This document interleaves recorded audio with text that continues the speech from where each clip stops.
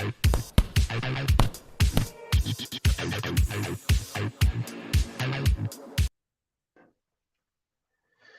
boxing fans around the world. Thank you for joining me once again here on Talkin' Fight for another episode of Boxing News Today, courtesy of our friends across the pond at boxing247.com. I'm going to start you off today, as promised, with a little bit of information regarding one of Ricky Hatton's favorite fighters that he's taking into the ring very shortly, a young lady by the name of Chloe Watson. He speaks quite highly of her, and she's going to be on a pretty big card coming up at the M&S Bank Arena in Manchester on Friday, June 17th, where you're also going to see, I put these down in the description, Nathan Gorman, Thomas Salek, Josh Kelly's fighting, Marcel Braithwaite, Thomas Essomba. Anyway, Chloe Watson's going up against Farah El-Bousiri out of Spain. So let's get back to what Ricky Hatton had to say. Ricky Hatton, as you may know, a British 43-year-old former light welterweight champion, has been overseeing the development of Birkenhead's undefeated Chloe Watson. Yes, 2-0, but anyway, she's preparing to fight, as I said, Farah El-Bousiri out of Spain. And this is somewhat of a homecoming for Watson as she performs in front of her home city in Manchester, as I said, in Liverpool at the Echo Arena. Liverpool just down the road from Manchester in Lancashire. Anyway, he says, she's improving all the time. It's a pleasure to come work every day with talent such as Chloe, and she's getting better all the time. The most exciting thing as a coach working with her is that I don't think we've even scraped the surface yet. You can see from day one that she had the talent with the amateur pedigree that she had, but she's transformed that talent right into the pro game. There's a great amount of excitement that surrounds a fighter performing in their home city, and Hatton is no stranger to the pressures and privileges of fighting in your own backyard. Having proudly boasted a 48-fight career, 17 of those were in Manchester. And there is a bit of a, Manchester versus Liverpool thing going on here, but not in this particular case. He says, it's very important. I hope she has more fights on a regular basis in her hometown.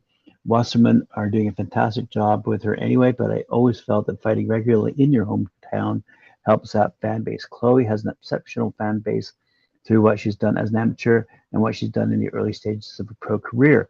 That fan base has got quite healthy suddenly, straight away, and I think once she has a few fights in her hometown, she'll go through the roof. The talent she has obviously was there to work with, and to be honest with you, when she first came down to the gym, she had a bit of professional boxing style already. She was good on her feet, very rhythmic, good movement, and her judging of distance was there, said Hatton. Now she's holding her feet a little bit more, coming back with 2 and 3 attacks and getting leverage and power in her shots. She's added more to her game, sitting down on her punches, changing angles, stuff like that. And that's just what we improve more and more as time goes by. So there you go, a little bit of information about a young lady we should be watching who's up and coming through the British ranks. And with the progression comes up stiff competition, by the way. Spain's Farah El-Bousiri certainly meets the criteria. A fighter that the Watson camp have studied thoroughly throughout the camp, she said, and remain fully aware of her strong record of potential threats. So it's going to be a good battle and a huge card for Chloe Watson to fight on. As I said, taking place at the at the Echo Arena in Liverpool, England, on 17th of June. Taking place in Montreal, Canada. Let's move across the pond over to my neck of the woods, where we're going to see undefeated junior middleweight contender Charles Conwell take on Abraham Juarez Ramirez at the Montreal Casino. That's in Montreal, Quebec. Down the road from us, about 6 hours. Anyway, Conwell, fighting out of Cleveland, Ohio, is managed by Split Team Management and has a record of 16-0 with 12 knockouts. The 24-year-old is a USBA junior middleweight champ and is considered one of the top young fighters in the sport by Split Team Management. The 5-year veteran, who is a member of the 2016 United States Olympic team, has wins over Rogue Zepeda, Travis Scott, Courtney Cunningham, Wendy Toussaint, Madiar Ajef, and in his last bout when he stopped Juan Carlos Rubio, 18-0, in 3 rounds on August 29th in Cleveland. Ramirez, by the way, is out of Mexico City. He's 19-9 with 8 knockouts. He's an 8-year veteran and has quality wins over Alejandro Meneses, Ricardo Rodriguez, Jesus Arriguia, Jorge Garcia Perez, and he's coming off an coming off a loss to undefeated Evan Sanchez down in Tijuana, Mexico on February 19th. Conwell, by the way, is promoted by Pro Bellum and DeBella Entertainment. So we look forward to that fight. It's going to also feature some other fighters as well. But on the split T side of things, they wanted me to mention last Wednesday, Dallas Kalapu remained undefeated with a second round stoppage over Kelsey Collard at the Beverly Hilton in Beverly Hills, California. With the win, the 23-year-old native of Hawaii is now 3-0 with 3 knockouts. Kalapu was promoted by Golden Boy Promotions, by the way. And the very next night last week, in Dearborn, Michigan, Joseph Hicks, also under split T management's care, he's now 2-0 with 2 knockouts, remained undefeated with a second round stoppage over Bruno Lemoy in the scheduled 6-round bout. The 28-year-old Hicks took out Romay, who came in with a record of 21-9, and Hicks is promoted by Salida Promotions. So we're starting to see a lot of mixing and matching among all these young independent promoters and their boxers. Good to hear, good to see for boxing. All right, let's move across the pond over to Cardiff, Wales. We have, I'm going to say, for lack of a better description, a whole whack of quotes here, courtesy of our friends at Matchroom. They're all available to you on boxing247.com. I encourage you to take a look. This is with respect to the fight taking place this weekend at the Motorpoint Arena in Cardiff, Wales, featuring Kenichi Agawa going up against Joe Cordina. And Eddie Hearn, chairman of Matchroom, is very excited about this particular card. Let's have a quick read here. It's been a long time, he says, since Cardiff have had the opportunity to see what we could do with a huge star such as Joe Cordina, who gets his golden opportunity live in DAZN around the world. And he goes up against, as I said, Kenichi Agawa. Also fighting is Monique Brooks, who's very excited to fight on the card. Ben Crocker, Kyron Jones, Joe Morgan, Callum French, Gamalia Fly, Sean Cairns, Sky Nicholson, one of my favorites. Let's have a quick read, see what she has to say. The plan was always to have a really active start, and Matchroom has definitely delivered. I'm very grateful for that. I'm excited for the step up. I'm not afraid of a challenge. I hope she brings a challenge for me. I want to have a real fight. I want to be in a real fight. Like I've said from the start, I think that's what you're going to see, the best version of me. I feel like we're making great improvements every time we fight. Having these back-to-back fights and having that time with Eddie in the gym has been perfect for me. We're seeing these improvements and adapting to the pro style.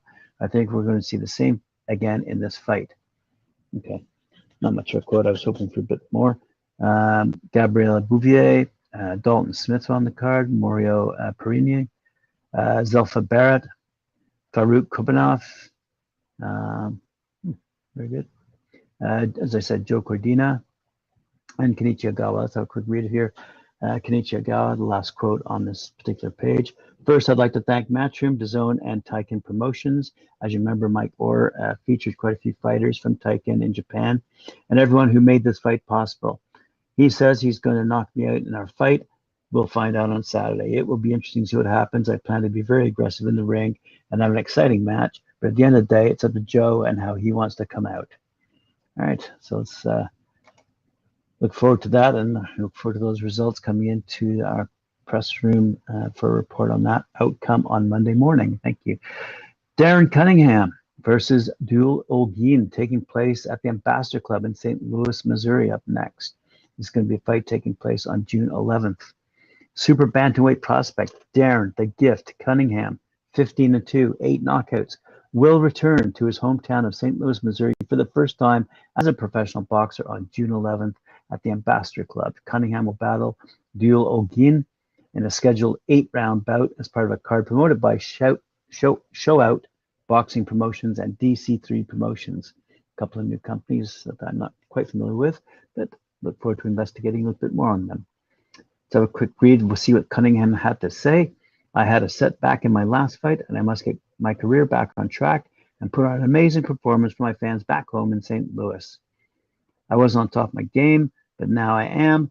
I have the city behind me and a talented opponent that I'm facing who is a game veteran has beaten good fighters. I think Olguin is the toughest opponent I've yet to face. Not too long ago, by the way, Olguin pulled off an upset win over David Navarro, the 2020 Olympic alternate in the featherweight division. Olguin has stayed very active and even picked up a high-profile draw against Anthony Chavez on a thriller card. Continued Cunningham, my opponent is tough, and I feel like if I had a promoter early in his career, people would view him as a contender. My back is against the wall at this stage of my career, and I'm going to get everything done possible to end this fight early.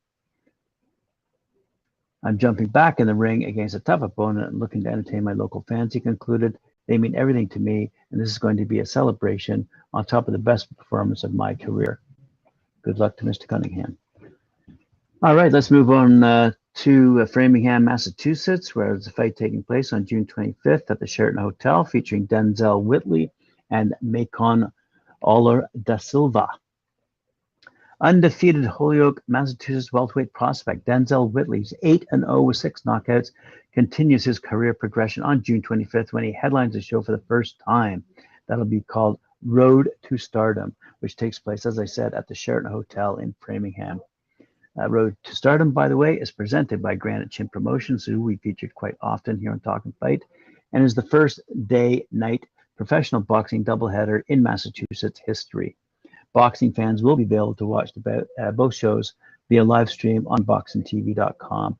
26-year-old Whitley, who's trained by former pro boxers, his father Derek and uncle Darren Whitley, take Brazilian Macon Oler da Silva, who's 1-4 with 1 knockout on the evening's portion of the event in the 6-round main event. Said Denzel, I'm really excited. It's an achievement of mine. I was in the co-feature of my last 4 fights. This tells me I'm on the right track. I'm the top guy on the show. I'll be a little nervous, but that's natural before a fight. I'm comfortable now doing what I need to win, flowing smoothly and adapting faster. My ring presence has improved, and I won't hesitate to showcase my skills to show my skills are better. Fair enough. I have my foot in the door, as in headlining for the first time. Everything is slowing, no complaints. Maybe he meant showing. Anyway, I'm going to be stepping up to the level of competition. It's my last fight at 6 rounds. I'm fully focused on this fight to win impressively in front of my fans. There'll be more fans there for me because headlining for the first time has caused a buzz.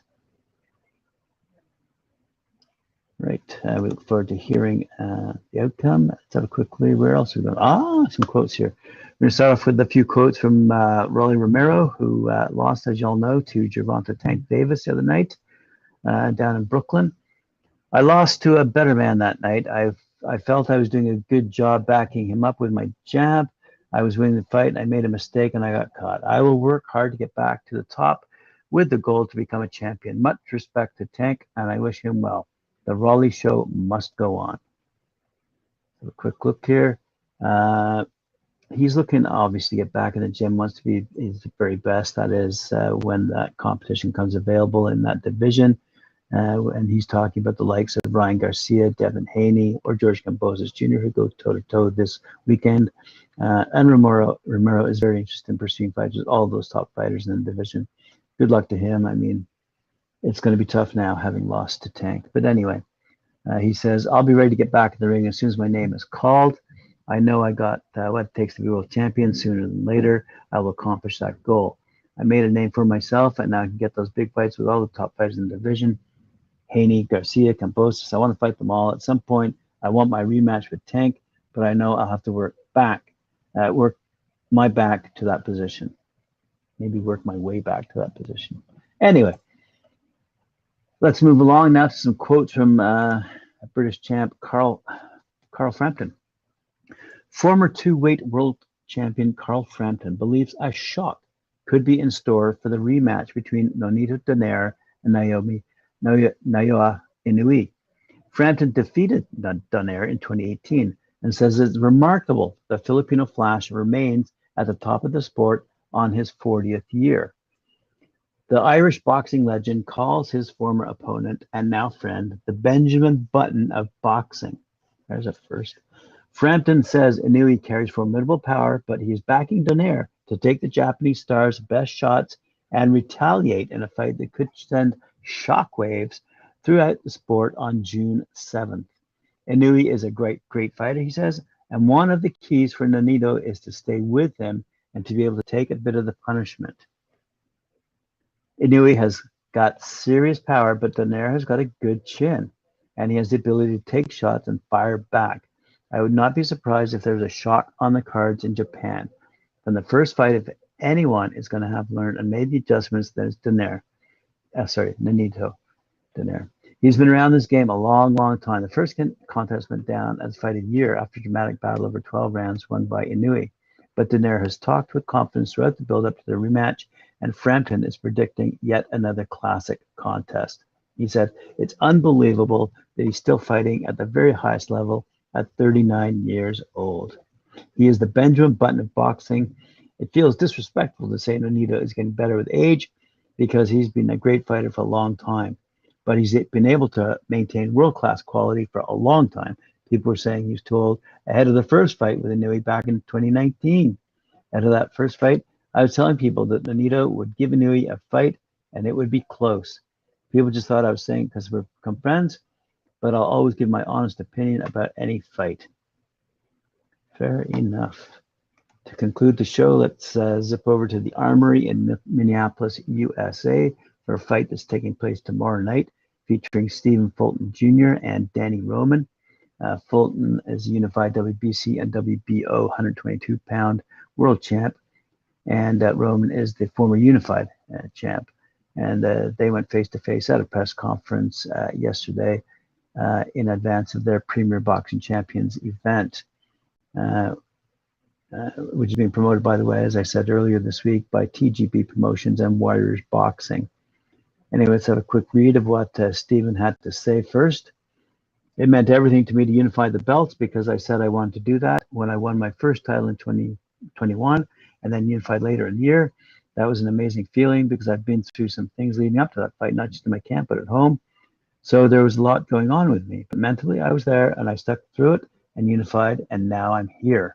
The last 4 fighters I faced were undefeated, so I'm used to this road. I always step up to the occasion. I always show up when I get these stages. My whole life has been like that. Right now, I'm living in the moment. I haven't been looking past anything. We're living for today. So when Saturday comes, I'm going to live for it and have fun, and I'm going to enjoy it. I'm going to enjoy defeating him." Countering that, Danny Roman said, "This is the biggest opportunity of my life, and we're here to take advantage of it. I've had obstacles too. When I lost my titles to MJ, that's Murajan Amadiev, there are politics involved, but that's boxing, and now I'm focused on who's in front of me now, and that's Stephen Fulton. I'm not overlooking my opponent. It's been a year since I last fought, and I'm paying attention to that. The opportunity doesn't come around twice, so I know what I have to do just to get that W. I've been in this position before, and you don't want to lose those belts. I was a unified champion too, so I know what it takes.